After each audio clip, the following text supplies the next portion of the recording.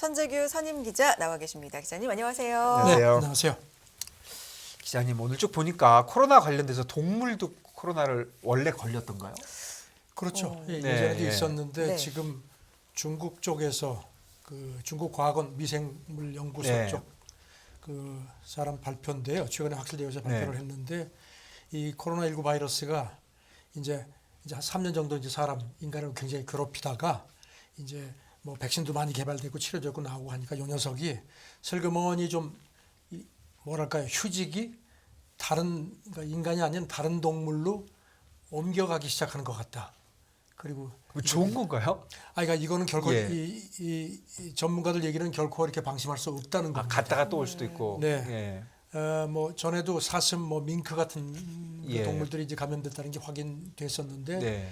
뭐 호랑이, 사자, 쥐, 토끼, 올해가 토끼 했는데 네. 이렇게 점점 더 그 이종 간 감염 범위가 더 넓어지고 규모도 커진다는 겁니다. 그래서 코로나 바이러스가 인간 면역 체계에 적응하는 과정에서 변이가 생기고 나서 네. 그 다음에 다양한 동물들에도 적응하기 시작했다. 그러면서 이제 이 사람 얘기는 14세기, 15세기에 그 페스트하고 흑사병이 유행한 것도 이 코로나 바이러스하고 연계가 된 거고, 당시에 뭐 그 기록에 남기는 유럽 사람 같은 경우는 뭐 절반 이상이 네. 사망한 걸로 돼 있거든요. 그래서 이렇게 이종 간 전파가 되는 거는 이거는 앞으로도 훨씬 더 큰 위험이 올 수 있다는 경고다. 예. 그러니까 신경을 써야 된다는 예, 얘기입니다. 무시무시합니다. 네. 네. 그 푸단대학 그 화산병원 그 장원흥 주임, 네. 감염관 주임, 이 사람은 이제 중국의 파우치로 불리는데 네. 이 사람도 그 인간의 능동적인 그 면역 체계, 그다음에 감염 과정에서 생산되는 면역력에 의해서 코로나 바이러스의 독성이 약화되기는 하지만 네. 말씀하신 것처럼 이런 그 또 다른 어떤 그 감염병을 그 일으킬 수 있는 그런 그 우려 가능성에 대한 예. 과학적인 더 많은 연구가 필요하다. 예. 그래서 특히 지금 나와 있는 백신이라든가 이런 그 치료 이제 어떤 내성에 대한 그 경계심을 가져야 된다는 겁니다. 그래서 앞으로는 지금 이제 제일 걱정이 이제 변이죠. 전혀 다른 새로운 변이가 나올 수 예, 있지 예, 않을까 하는 예. 걱정인데, 그거 관련해서 그 방역 그 전문가들이 그 고려해야 할 사항이 훨씬 더 많아졌다는 점을 명심해라. 그러니까 예. 이 바이러스가 참 간단치가 않습니다.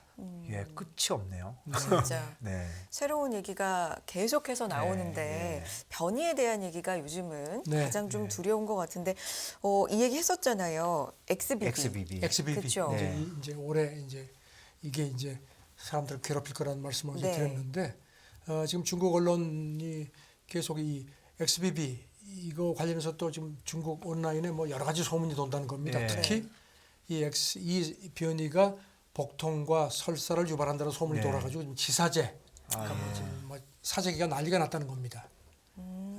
그 중국의 그 뭐 여러 가지 지사제 중에서 멍터스산 이게 꽤 많이들 먹는 모양인데요. 이걸 사놓아라 이런 글이 뭐 SNS에 많이 뜨는데, 이것 때문에 지금 뭐 값이 엄청나 한 4배 이상 뛰었다고 합니다. 그리고 이제 그렇지만 이제 여기 대해서 이제 광둥성 그 병원 그 고위 관계자가 코로나19의 주된 증상은 물론 호흡기 계통에 나타나는데 한 감염자의 한 10% 정도는 구토 설사 같은 복동 증세도 일으킨다. 네. 그러니까 너무 걱정은 하지 말라고 얘기를 하는데, 지금 뭐 온라인상에서는 뭐 이것 때문에 지금 뭐 계속 이 지사제에 대한 그 수요가 엄청난 모양입니다. 근데 그동안은 코로나라고 하면은 뭐 복통이 일어나거나 뭐 설사라거나 그런 건 없지 그런 않았나요? 거는 별로 얘기가 없었죠. 예. 또 호흡기 없었는데. 예. 증상이었죠. 그리고 뭐 또 그래서 이제 자꾸 지사제 뭐 여러 가지 지사제가 있는 모양인데, 이게 그 뭐 18세 이하는 이제 복용하면 안 되는 것들도 있고 해서 예. 이런 거를 좀 조심해 달라고 얘기를 하는데, 지금 뭐 난리가 났습니다. 지금 보니까 그 중국이 그 제로 코로나에서 갑자기 이제 위드 코로나로 이제 전환하고 네. 나서 뭐 해열제 뭐 신속 항원 검사 키트 같은 거 난리가 이거 막 사재기가 난리가 났었죠. 그리고 또 한때는 코로나 치료제가 별로 없으니까요. 네. 효과가 있다 그래가지고선 복숭아 통조림하고 식초, 레몬 같은 것도 불티나게 그러니까 팔렸다고 뭐 합니다. 이제 뭐 하여간 힘들어지면 꼭 그런 얘기 나와요, 그렇죠? 예. 예.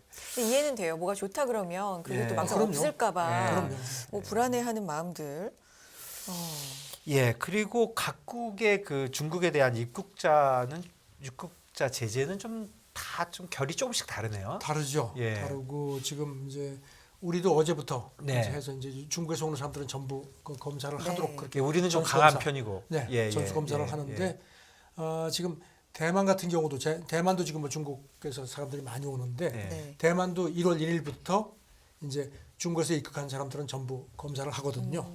그런데 첫날 입국자를 검사를 한 결과를 이제 대만 그 질병통제예방센터가 발표를 했는데 28% 정도가 양성 판정을 받은 걸로 나타났다는 겁니다.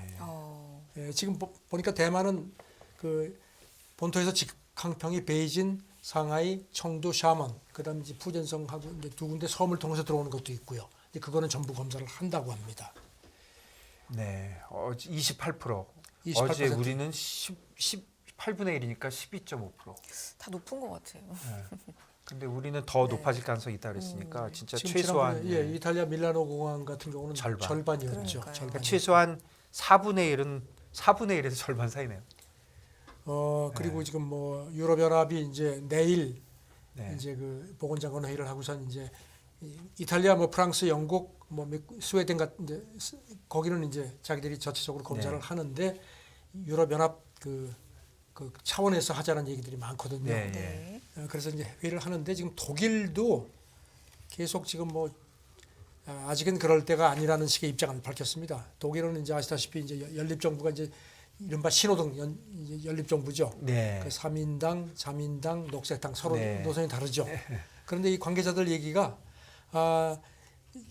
입국 규제라든가 직항을 중단하는 거는 지금으로서는 바람직하지 않다. 그러니까 이거는 과학이 아니다는 겁니다. 그리고 정치적인 그런 것 때문에 하는 것보다는 오히려 그냥 그 앞으로 몇 주 정도 실내 마스크 착용 같은 걸 의무 좀 더 연장을 하고 그 다음에 그 여러 사람 만날 때는 미리 진단 검사 받아가지고 이렇게 하는 그런 식으로 하는 게 좋지 않겠느냐는 얘기를 하는데 그리고 특히 변이 바이러스 모니터링은 중요하다. 하지만 아직까지 새롭게 위험한 변이가 중국 때문에 출현할 가능성은 거의 없다고 본다. 하지만 방심은 하지 말자. 뭐 이런 얘기를 합니다. 그러니까 변이만 아니라면 그렇죠. 뭐 과학적으로는 특별히 뭐 더 이상 할 건 없다 이렇게 생각하는 거네요. 지금 그 연립정부의 그 3인당 그 보건 관계자 네. 얘기가요.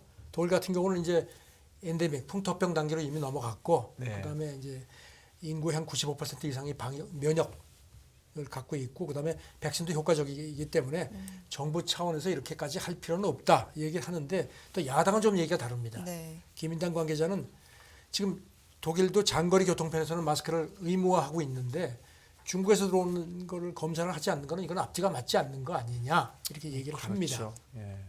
일단 유럽연합은 내일 보건장관 회의담을 갖고 어떻게 할지 논의를 하는 모양인데 뭐 계속 이 그리스도 그렇고 이런 뭐 중국하고 좀 뭐 관계가 좀 이렇게 많은 나라들은 아직까지 계속 그럴 필요가 있겠느냐 뭐 얘기를 하는데 예, 그렇네요. 중국이 절반 정도는 걸려 있다 이렇게 보는 게 맞는 것 같네요. 네. 나오는 사람들의 4분의 1 정도가 걸려 있으니까 안 뭐 나오는 춘제 사람이 있고 그다음에 뭐 지금 이제 농촌 지역으로 이제 갔다는 예, 얘기 예, 아닙니까? 예. 그래서 이게 기본적으로, 안정화되려면 한 7, 80%가 그동안 보면 걸리고 그래서 뭐 올 그랬잖아요. 상반기까지 예. 뭐 힘들지 않겠느냐는 얘기들을 많이 했거든요. 네. 그래서 뭐 코로나로만 보자면 각국이 두려워하는 건 사실이지만 여기에 정치적인 이유, 경제적인 이유 이런 것 때문에 각국이 좀 입장이 다르고 독일 내에서도 의견이 좀 분분하다라는 네. 얘기까지 네. 살펴봤습니다. 다음 얘기 좀 넘어가 볼까요? 좀 다른 얘기인데 미국과 일본이 대만 유사시에 대비해서 어떤 작전 수행 중 앞으로 어떤 얘기 나올까요? 네, 이거는 네. 참 우리한테도 굉장히 좀 네. 민감한 부분이 아닌가 싶은데 네. 마이니치 신문 보도인데요. 네. 네. 대만 유사시에 대비해서 미국하고 일본이 공동 작전 계획을 이제 그동안에 조금 이렇게 물 밑에서 이제 해왔는데 그 작업이 지금 거의 마무리 단계라는 겁니다. 네. 그래가지고 이제 구체적으로 미군하고 유사시에 자위대하고 역할 분담 같은 거, 그다음에 뭐 어떤 식으로 뭐 작전을 할지 이런 것까지 구체적으로 지금 여기 담는다는 겁니다. 네. 일본은 그 아베 정권 때 2018년부터 대만 유사시 대처 방안을 논의를 했고, 그다음에 이제 스가 직전 네. 총리죠. 이제 바이든하고 앞서 정상회담 했을 때 이런 걸 이제 공동성명에도 명기를 했고요. 그래서 이제 그동안 이제 구체적인 작업을 해왔는데, 일본 같은 경우는 이제 대만이 만약에 공격을 받게 되면은 오키나와에 있는 그 자기네 그 지역이 한 100km밖에 안 떨어져 예, 있기 가깝죠, 때문에 굉장히. 가까우니까 예, 예, 걱정이 된다는 겁니다. 그 생각고 중국은 다오이대하고 네. 이게 이제 영유권 분쟁을 하기 네. 때문에 이것도 중국에 건드릴 가능성이 있다는 거에 이제 대비를 해야 된다는 지적입니다. 일단 마이니치 얘기는 일본 같은 경우는 이미 이 생각고 위기 대응 계획이 있지만 이게 대만 유사시하고 이렇게 많은 것이 중첩이 안 돼 있다는 겁니다. 그래서 이번 기회에 이걸 좀 통합해서 강화하는 쪽으로 그렇게 미국하고 협력을 강화하는 거라는 설명입니다. 예, 미리 대비를 한다 이런 얘기네요. 그리고 이제 작년 11월에 그 미군하고 자위대가 훈련을 한 것 중에 일부가 네. 중국이 일본 지역 그 섬에 그 이제 공격을 했을 경우에 대비한 탈환 계획도 그때 슬그머니 연습을 했다는 겁니다. 그래서 이제 이런 그 지금 말씀드린 미일 공동 작전 계획이 일단 중국을 적국으로 가상을 해서 하는 거다. 네. 이런 얘기인데 이게 미국하고 일본이 이렇게 대만을 놓고 이렇게 작전 계획을 수립한다는 거는 우리도 이게 남의 일이 아니죠 지금. 그렇죠. 예. 그래서 좀 또 일본은 또 뭐 매뉴얼 만들면 매뉴얼대로 딱 하잖아요. 글쎄 말입니다. 예. 글쎄요. 네. 뭐 어떻게 되는지 좀 봐야 되겠습니다. 예, 그리고 다른 얘기로 우리 멕시코 좀 남미 쪽 얘기도 좀 해주시죠. 지금 뭐 월스트리트저널도 그렇고 뉴욕 타임스도 그렇고 그 멕시코가 미일 마찰 그다음에 이제 지금 아시다시피 이제 이른바 좀 세계화가 전 같지 않다는 얘기들이 네. 많은데 그 와중에 멕시코가 새로운 무역 거점이 되는 것 같다 네. 분석입니다. 뭐 예. 이건 짐작이 가는데 네. 이 월스트리트저널 같은 경우는 이렇게 봤습니다. 좀 탈세계화 분위기가 있지만 그렇다고 완전히 탈세계화로 가는 건 아니고 공급망 그 어떤 무역 경로 지도가 바뀌는 거다. 그래서 아시다시피 뭐 지금 그 러시아 그 우크라이나 전쟁 때문에 러시아도 그동안에 유럽 위주 에너지 수출 시장을 운영하다가 이제 아시아 쪽으로 바뀌고 그다음에 미국 같은 경우도 중국에 의존하다가 이제 그 생산 기지를 뭐 베트남, 인도네시아 이런 쪽으로 태국 이런 식으로 이제 바뀌고 하는 와중에 이른바 니어쇼어링 네. 그것 때문에 이제 멕시코가 바로 미국하고 붙어 있으니까요. 그래서 미국 기업들도 이제 본격적으로 멕시코로 공장을 많이 옮긴다. 그 멕시코의 장점이라는 게 이런 그 노동력이 싼 것도 있지만 그 어떤 그 자동차 그 생산 기반 같은 것도 중국 못지않게 만만치 않게 돼 있기 때문에 이것도 장점이라는 겁니다. 네. 네. 그리고 뭐 특히 그 코로나 때문에 중국이 봉쇄되는 바람에 그때 뭐 이제 현지 생산도 그렇지만 중국에서 미국으로 오는 그 운임도 엄청나게 올랐고요. 그다음에 기간 자체도 훨씬 길어졌는데 멕시코 같은 경우는 뭐 암만 그래도 2주 정도면은 미국으로 바로 이게 공급이 된다는 그런 네. 그 지리적 장점도 있다는 얘기입니다. 그러니까 상대적으로 이제 경쟁력에서 좋아진 거네요. 다만 이제 멕시코의 어떤 아직까지 좀 미비한 점이 중국 같은 경우는 인프라가 그런 대로 되어 있는데 멕시코는 아직까지 그런 인프라가 제대로 되어 있지 않기 때문에 예. 인프라 투자가 필요하다는 것은 전제 조건이라는 겁니다. 저는 멕시코가 지금 이 와중에 최근에 그 집계를 보면 그 집계를 보면 한 뭐 뱅크 오브 아메리카 분석을 보니까요. 네. 미국의 멕시코 공산품 수익이 작년 10월 기준 코로나 대유행 이전보다 한 60% 늘어난 걸로 그 집계를 했습니다. 특히 플라스틱 섬유 같은 일부 저기술 부분에서는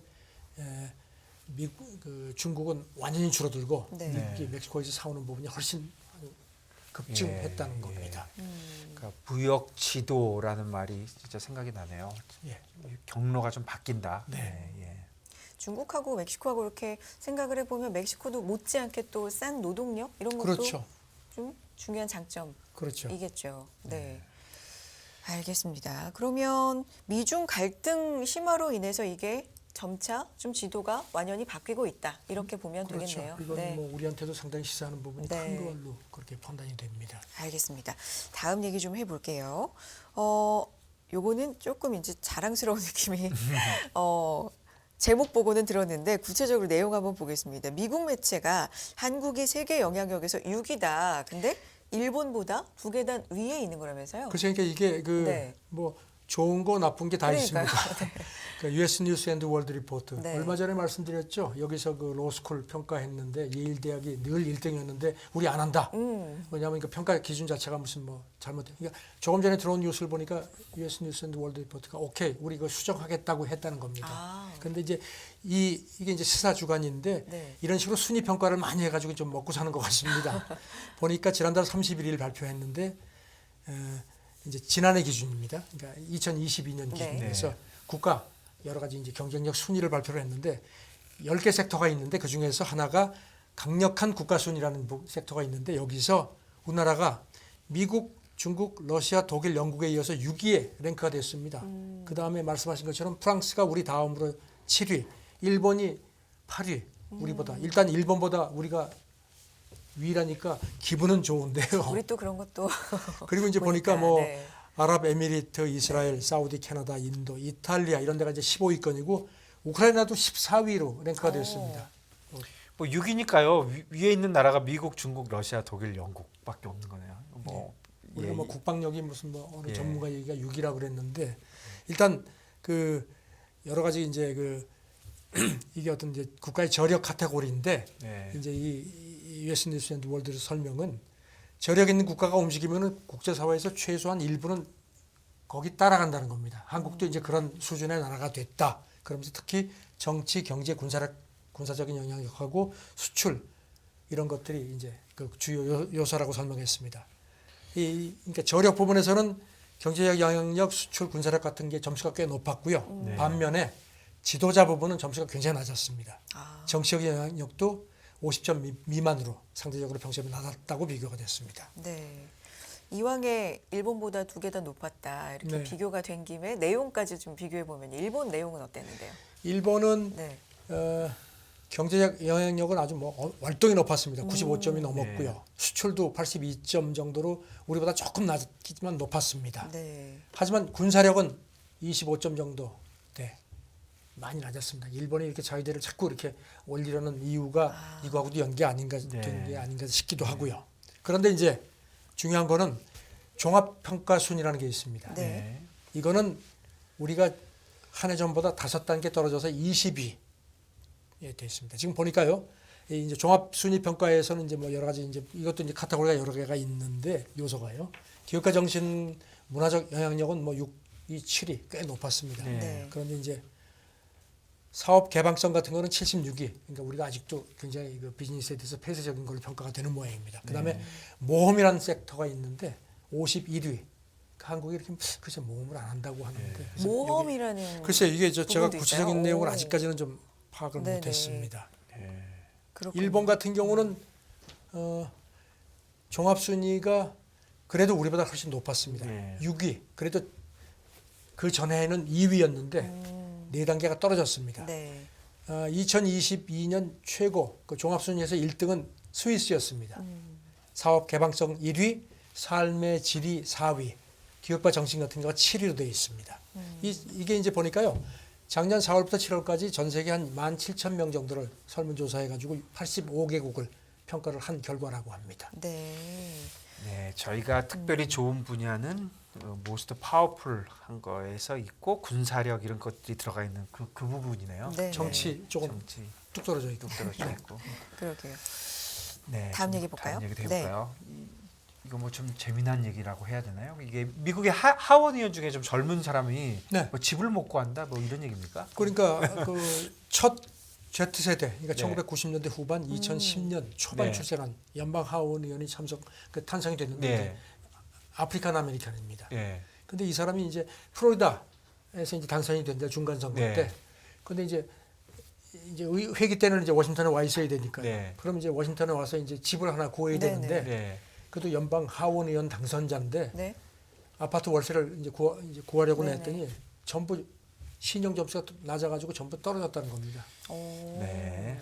그 지금 뭐 연방 하원 의원이 연봉이 꽤 높더라고요. 보니까 뭐 한 17만 4천 달러 우리 돈으로 2억 원이 넘고 오. 신분도 하원 의원이니까 확실한데 그러게요. 신용 점수. 그래서 이제 이 사람이 왜 그런가 그랬더니 선거 기간 동안에요.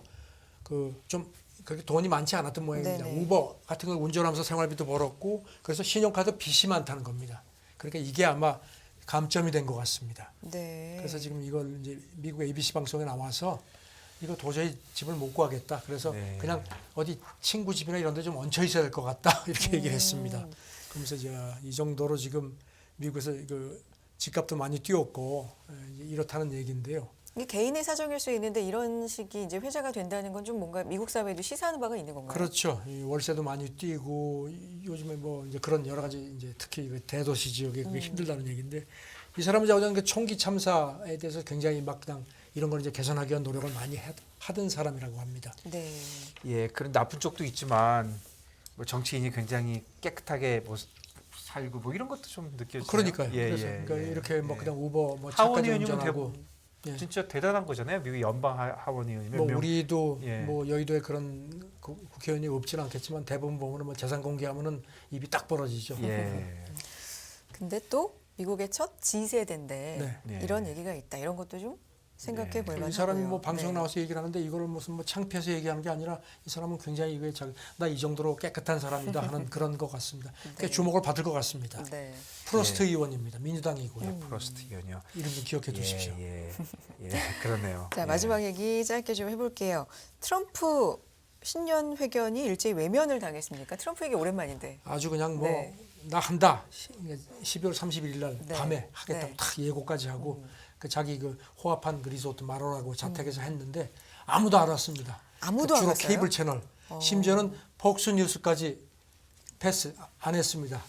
폭스는 사실 아시다시피 트럼프 굉장히 그동안에 많이 지난번 선거 때 그러네요. 도와줬죠. 네. 화가 많이. 근데 뭐 말이 기자회견인지 딱 2분 동안만 얘기하고 자기 할 말만 하고 나가버렸습니다. 많이 안 와서 그랬네요. 아니 모르겠습니다. 그러면서 그리고 이제 자기 그 트루스 소셜 그 SNS 있죠. 예, 거기 예. 올려가지고 폭스 뉴스를 아주 박살을 냈습니다. 예. 네. 지난번 선거 가짜 그 엉터리 선거 제대로 그 보도 안 해가지고 시청률 떨어지고 있다 예. 했는데 지금 뉴욕 타임스 기자가 대중의 관심을 끌려고 온갖 술책을 다 부리는데 이미 당신 시대는 끝났다. 네. 그냥 편안하게 쉬십시오. 그냥 골프 치고 노십시오. 이렇게 얘기를 한 모양입니다. 트럼프가 좀 밀려나는 그런 네. 느낌도 드네요. 그리고 어떻게 보면 역풍도 좀 맞는 것 같아요. 예전에 언론에 대해서 좀 심한 부분이 좀 있었는데 그게 결국은 또 이렇게 되돌려 봤네요.